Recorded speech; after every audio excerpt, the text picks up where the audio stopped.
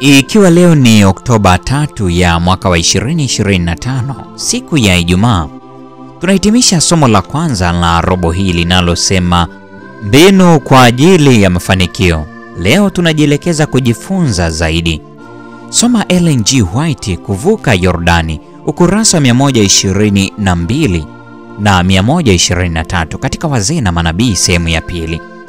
Kuingia nchi ya ahadi, ukurasa 175 katika The Story of Redemption. Ahadi za Mungu na maonyo anayotoa. Yesu amenikusudia mimi.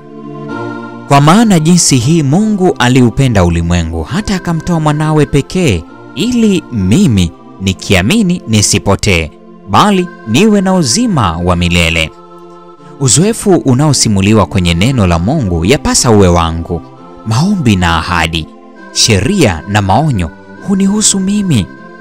Jinsi imani inavyopokea na kusimilisha kanuni za kweli hufanyika kuwa sehemu ya mtu na nia yenye nguvu ya maisha. Neno la Mungu likipokelewa rohoni hutengeneza mawazo na huingia katika ukuzaji wa tabia. Ellen G. White, The Desire of Ages, ukurasa 390 na 391. Hakuna jambo ambalo linapaswa kuzungumziwa kwa uzito zaidi, kurudiwa mara kwa mara au kuimarishwa kwa nguvu zaidi katika akili za watu wote kuliko kutokuwepo kwa uwezo wa mwanadamu aliyeanguka kujipatia chochote kupitia matendo yake bora. Wokovu ni kwa imani katika Yesu Kristo pekee. Ellen G. White, Faith and Works, ukurasa wa 19. Maswali ya kujadili. Swali la kwanza: ingawa hali na uzoefu wa maisha ya Yoshua ni tofauti na yetu, ni kanuni zipi za kiroho tunaweza kujifunza kutokana na maisha yake ambayo tunaweza kuzitumia maishani mwetu? Kwa nini hata hivyo lazima tuwe na muktadha akilini wakati tunapojaribu kulinganisha matukio hayo husika?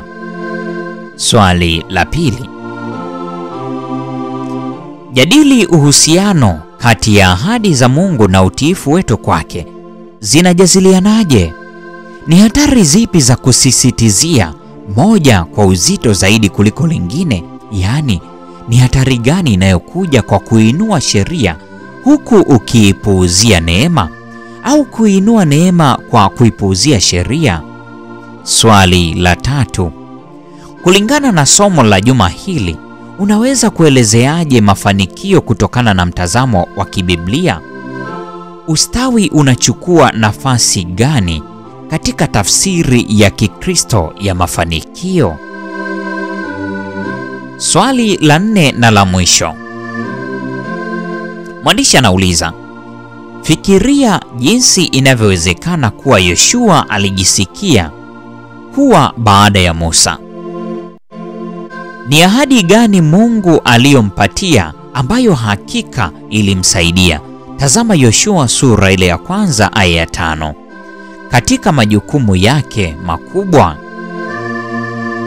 Pendwa mfuatiliaji wa mfululizo wa masomo haya ya mwongozo wa kujifunza Biblia, hii ni tamati ya somo la kwanza, somo linalosema mbinu kwa ajili ya mafanikio, Septemba 27 hadi Oktoba 3. Na huo ndio mwisho wa tafakari ya somo hili la kwanza juma hili.